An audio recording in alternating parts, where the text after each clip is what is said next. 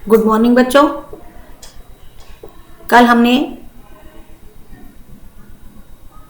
भीखू भाई के बारे में पढ़ा था जिस पाठ का नाम था मुफ्त ही मुफ्त। यानी इसमें एक भीखू भाई नाम के किरदार की कहानी है जो बहुत ही कंजूस हैं और उनका मन नारियल खाने को होता है, लेकिन वो जहाँ भी जाते हैं पैसा खर्च करना नहीं चाहते हैं। वो सोचते हैं कि मुझे कहीं से भी मुफ्त में नारियल मिल जाए। तो वो पहले बाजार गए तो उन्होंने पहले पूछा कि नारियल कितने का। उन्होंने कहा 1 रुपए का।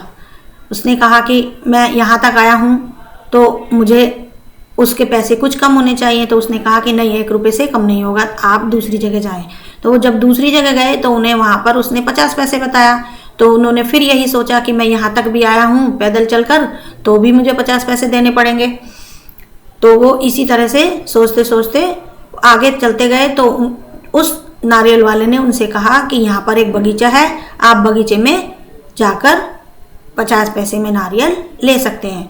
अब भीखू भाई आगे चलते हैं, देखते हैं वो क्या करते हैं। भीखू भाई ने फिर अपने आप को समझाया, इतनी दूर आया हूँ, अब बगीचे तक जाने में ही क्या हर्ज है। सच बात तो यह थी कि वे काफी थक चुके थे, मगर 25 पैसे बचाने के ख्याल से ही उनमें फुर्ती आ गई। भीखू भाई ने सोचा 2 गुना ज्यादा चलना पड़ेगा, पर 4 आने बच भी तो जाएंगे और फिर कोई भी चीज मुफ्त में कहाँ मिलती है। भीखू भाई नारियल के बगीचे में पहुंच गए। वहां माली को देखकर उससे पूछा, यह नारियल कितने में बेचोगे। अब भीखू भाई जब 1 रुपए से 50 पैसे में आए, 50 से वो 25 में आए, तो हर जिससे भी वो नारियल मांगते थे वो उससे पैसे घटा देते थे। तो उसे अंत में उन्होंने यही समझाया कि आप बगीचे में चले जाइए और वहाँ पर आपको 25 पैसे में नारियल मिल जाएगा। तो भीखू भाई ने अपने मन में सोचा कि जब मैं इतनी दूर आया हूँ तो बगीचे तक जाने में ही क्या हर्ज, मीन्स क्या नुकसान है। सच बात यह थी कि वो चलते चलते बहुत ही थक गए थे और 25 पैसे बचाने के ख्याल से कि मैं 25 पैसे और बचा सकता हूँ तो उनमें बहुत ही फुर्ती में तेजी आ गई थी। अब भीखू भाई ने सोचा उससे मुझे और 2 गुना ज़्यादा चलना पड़ेगा, लेकिन मेरे 4 आने यानी 25 पैसे तो बच जाएंगे। और कोई भी चीज़ यदि मुझे मुफ्त में मिलती है तो उसमें क्या हर्ज है, क्योंकि मुफ्त में कहीं भी कोई भी चीज़ नहीं मिलती है। अब भीखू भाई जो है नारियल के बगीचे में पहुंच गए तो वहाँ उन्होंने माली को देखा और उनसे पूछा कि नारियल तुम कितने में बेचोगे। माली ने जवाब दिया, जो पसंद आए ले लो काका, बस 25 पैसे का एक। देखो कितने बड़े बड़े हैं। हे भगवान, 25 पैसे। पूरा रास्ता पैदल आने के बाद भी जूते घिस गए, पैर थक गए और अब पैसे भी देने पड़ेंगे। मेरी बात मानो, एक नारियल मुफ्त में ही दे दो। हाँ, देखो मैं कितना थक गया हूँ। माली ने उसे जवाब दिया कि जो पसंद आए उसे ले लो, बस 25 पैसे में है, 25 पैसे में एक है काका। देखो कितने बड़े बड़े नारियल हैं। अब भीखू भाई सोचते हैं, हे भगवान, 25 पैसे। पूरा रास्ता तो पैदल आने के बाद भी मैं पूरे रास्ते पैदल आया हूँ, मेरे जूते भी घिस गए हैं, पैर भी मेरे थक गए हैं और अब मुझे पैसे भी देने पड़ेंगे। तो नारियल वाले से कहते हैं कि मेरी बात मानो, एक नारियल तुम मुझे मुफ्त में दे दो, मैं बहुत ही थक गया हूँ।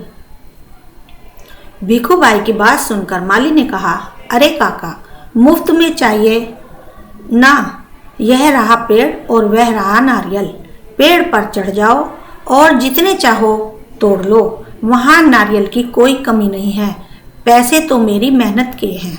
अब भीखू भाई की बात माली ने सुनी तो उन्होंने उससे कहा, अरे काका, मुफ्त में चाहिए ना, तो यह पेड़ है और यह नारियल है, तुम पेड़ पर चढ़ जाओ और जितने चाहो उतने नारियल तोड़ लो, यहाँ पेड़ पर नारियल की कोई भी कमी नहीं है, पैसे तो मेरी मेहनत के हैं, यानी पैसे तो जो मैं नारियल तोड़कर लाता हूँ ऊपर से उसके हैं।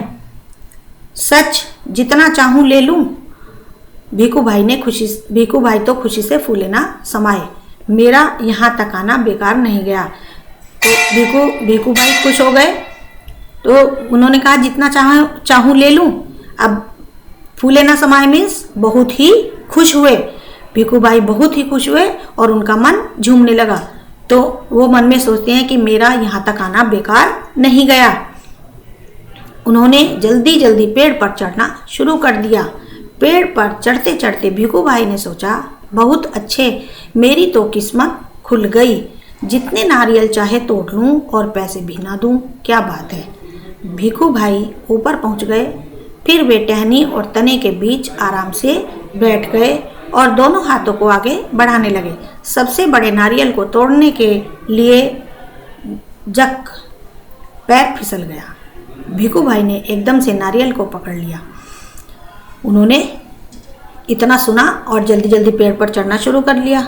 लेकिन जब पेड़ पर चढ़ते चढ़ते भीखू भाई ने सोचा कि बहुत अच्छे, मेरी किस्मत खुल गई, यानी मेरे तो भाग्य ही चमक गए और मैं अब जितने भी चाहूं नारियल तोड़ सकता हूं और मुझे पैसे भी नहीं देने पड़ेंगे। वाह क्या बात है। भीखू भाई उस नारियल के पेड़ पर ऊपर को पहुंच गए और फिर वो जो उसका तना होता है और उसकी टहनी होती है उसके बीच में आराम से बैठ गए। उन्होंने अपने दोनों हाथों को आगे बढ़ाया और जो सबसे बड़ा नारियल था उसे तोड़ने के लिए हाथ बढ़ाया। एकदम से उनका पैर फिसल गया। भीखू भाई ने एकदम से नारियल को पकड़ लिया। उनके दोनों पैर हवा में झूलते रह गए। ओ माँ, अब मैं क्या करूं। जैसे ही उन्होंने मोटे नारियल को पकड़ा, उनके दोनों पैर हवा में झूल गए, मीन्स वहां से फिसल गए और वो एकदम से चिल्लाए, ओ माँ अब मैं क्या करूं। यानी नारियल तो उनके हाथ में था, नारियल टूटा नहीं था, लेकिन वो उस पे लटक गए। भीखू भाई चिल्लाने लगे, अरे भाई मदद करो। उन्होंने नीचे खड़े माली से विनती की। माली ने कहा, वो मेरा काम नहीं काका, मैंने सिर्फ नारियल लेने की बात की थी, बाकी सब तुम्हारे और तुम्हारे नारियल के बीच का मामला है। पैसे नहीं, खरीदना नहीं, बेचना नहीं और मदद नहीं, सब कुछ मुफ्त। भीखू भाई चिल्लाने लगे कि अरे भाई मेरी मदद करो। तो उन्होंने जो नीचे खड़ा हुआ माली था उससे कहा और प्रार्थना भी की। माली ने एकदम से कहा कि ये मेरा काम नहीं है काका, मैंने सिर्फ आपसे नारियल लेने की बात की थी, बाकी जो भी कुछ काम है वो आपका है और तुम जानो और नारियल जाने, यानी नारियल और तुम्हारे बीच का है। मैं पैसे भी नहीं लेने हैं, खरीदना भी नहीं है, आपको पैसे भी नहीं देने, खरीदना भी नहीं है और मुझे बेचना भी नहीं है, तो मुझे मदद भी नहीं करनी है, सब कुछ मुफ्त में ही होना है। तभी ऊंट पर सवार एक आदमी वहां से गुजरा। अरे ओ भीखू भाई जोर जोर से बुलाने लगे, ओ ऊंट वाले, मेरे पैर वापस पेड़ पर टिका दो ना, बड़ी मेहरबानी होगी। तभी वहां से उधर से होता हुआ एक आदमी ऊंट पर सवार होकर जा रहा था।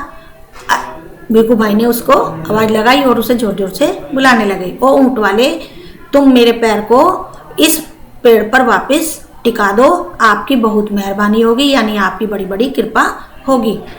ऊंट वाले ने सोचा, चलो मदद कर देता हूँ, मेरा क्या जाता है। ऊंट की पीठ पर खड़े होकर उसने भीखू भाई के पैरों को पकड़ लिया। ठीक उसी समय ऊंट को हरे हरे पत्ते नजर आए। पत्ते खाने के लालच में ऊंट ने गर्दन झुकाई और अपनी जगह से हट गया। ऊंट वाले ने सोचा कि चलो मदद कर देते हैं, उसमें हमारा क्या जाता है। ऊंट की पीठ पर खड़े होकर उसने भीखू भाई के पैरों को पकड़ा। उसी समय ऊंट को भी पेड़ के हरे हरे पत्ते नजर आने लगे। अब वह पत्ते के खाने के लालच में जैसे ही ऊंट ने गर्दन झुकाई, वह अपनी जगह से थोड़ा सा हट गया। बस वह आदमी ऊंट की पीठ से फिसल गया। अपनी जान बचाने के लिए भीखू भाई के पैरों को कसकर पकड़ लिया। अब दोनों क्या करते, इतने में एक घुड़सवार आया। जैसे ही उनने गर्दन झुकाई तो अपनी जगह से हट गया। अब वह आदमी ऊंट की पीठ पर से थोड़ा सा फिसल गया और उसने अपनी जान बचाने के लिए भीखू भाई के पैरों को कसकर पकड़ लिया। अब दोनों क्या करते, क्योंकि वो तो एक दूसरे के साथ लटक चुके थे। इतने में उसे एक घुड़सवार और दिखाई दिया।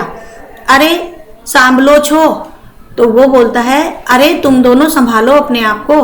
पेड़ से लटके दोनों पुकारने लगे, सुनो भाई, कोई बचाओ बचाओ। घुड़सवार को देखकर भीखू भाई ने दुहाई दी, ओ मेरे भाई, मुझे पेड़ पर वापस पहुंचा दो।